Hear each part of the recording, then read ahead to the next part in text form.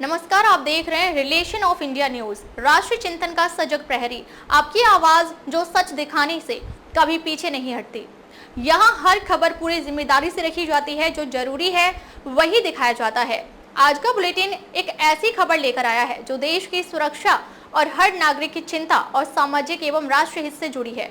यह खबर सिर्फ जानकारी नहीं, चेतावनी भी है और एक अपील भी कि हम सब मिलकर राष्ट्र निर्माण में सहयोगी बने। तो चलिए शुरुआत करते हैं आज की सबसे अहम और बड़ी खबर के साथ।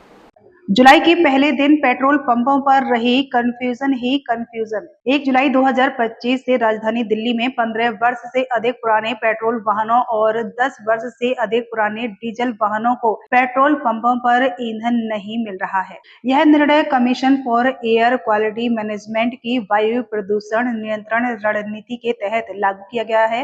इसके तहत दिल्ली परिवहन विभाग, दिल्ली नगर निगम और दिल्ली पुलिस के सहयोग से 500 से अधिक पेट्रोल पंपों पर ANPR कैमरे लगाए गए हैं, जो एंड ऑफ लाइफ वाहनों की पहचान कर उन्हें ईंधन देने से रोकने के लिए अलर्ट जारी करते हैं। लेकिन इन नए नियम के पहले ही दिन दिल्ली के पेट्रोल पंपों पर अफरा तफरी मच गई।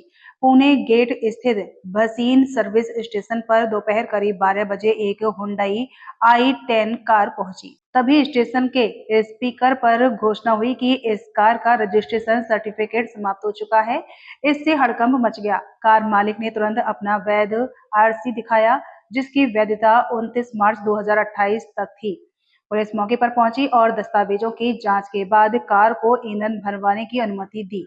यह मामला हल होने तक स्टेशन पर अस्थायी तनाव बना रहा। DPDA के पदाधिकारियों ने स्पष्ट किया कि कर्मचारियों को अभी इस नई व्यवस्था को लेकर पर्याप्त प्रशिक्षण और दिशा निर्देश नहीं दिए गए हैं। ANPR कैमरे वाहनों की जानकारी तो दे रहे हैं, लेकिन किसी वाहन को वैध रूप से रोकना है या नहीं, इस पर स्पष्ट SOP नहीं है। नतीजा यह हुआ कि कई वाहनों को गलत तरीके से ELV घोषित कर दिया गया। स्टेशनों पर लगे अलार्म और स्पीकर से लगातार घोषणाएं भी असहज स्थिति पैदा कर रही हैं। DPDA के अध्यक्ष निश्चल सिंघानिया ने कहा कि कई पेट्रोल पंपों पर जरूरी उपकरण सही तरीके से इंस्टॉल नहीं किए गए हैं। इससे भ्रम और ग्राहकों के साथ टकराव की स्थिति उत्पन्न हो रही है। कुछ स्थानों पर तो ग्राहक गुस्से में आकर कर्मचारियों से उलझ भी पड़े। इस तरह की घटनाएं सार्वजनिक शांति के लिए खतरा बन सकती हैं। दिल्ली सरकार ने इस स्थिति से निपटने के लिए संयुक्त निरीक्षण टीमों का गठन किया है। लगभग 350 से अधिक टीमें ट्रैफिक पुलिस, नगर निगम और परिवहन विभाग के अधिकारियों के साथ पेट्रोल पंपों पर निगरानी कर रही है। इन टीमों को ELV वाहनों को चिन्हित कर उनका चालान करने और जरूरत पड़ने पर वाहन जब्त करने का अधिकार भी दिया गया है। हालांकि पहले ही दिन की घटनाओं से स्पष्ट हो गया कि नीति का तकनीकी और प्रायोगिक पक्ष अभी अधूरा है। पेट्रोल पंप मालिकों ने आशंका जताई कि यदि यह व्यवस्था बिना उपयुक्त इंफ्रास्ट्रक्चर और प्रशिक्षित कर्मियों के जारी रही, तो लोग सीमावर्ती इलाकों के पंपों पर जाकर ईंधन भरवाएंगे और नीति का उद्देश्य विफल हो जाएगा।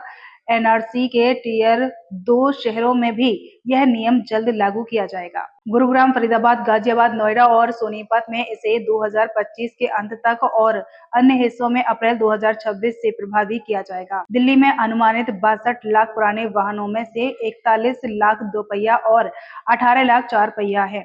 इन पर रोक लगाने से प्रदूषण में तत्काल कमी आने की उम्मीद है, लेकिन पहले ही दिन के अनुभवों से सरकार और विभागों को यह सीख मिल चुकी है कि सिर्फ कैमरे लगाना और आदेश जारी करना काफी नहीं है।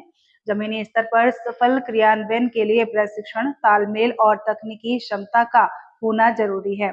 यदि सरकार इन शुरुआती खामियों को दूर नहीं करती, तो आने वाले दिनों में यही भ्रम और असमंजस दोहराए जाएंगे। स्पष्टता, सहयोग और सतत निगरानी ही इस नीतिगत बदलाव को कारगर बना सकती है। फिलहाल 1 जुलाई 2025 को पंपों पर जो हालात दिखे, उन्होंने दिखा दिया कि जमीनी तैयारियों के बिना सबसे अच्छी नीयत भी लोगों में कंफ्यूज ही पैदा करेगी।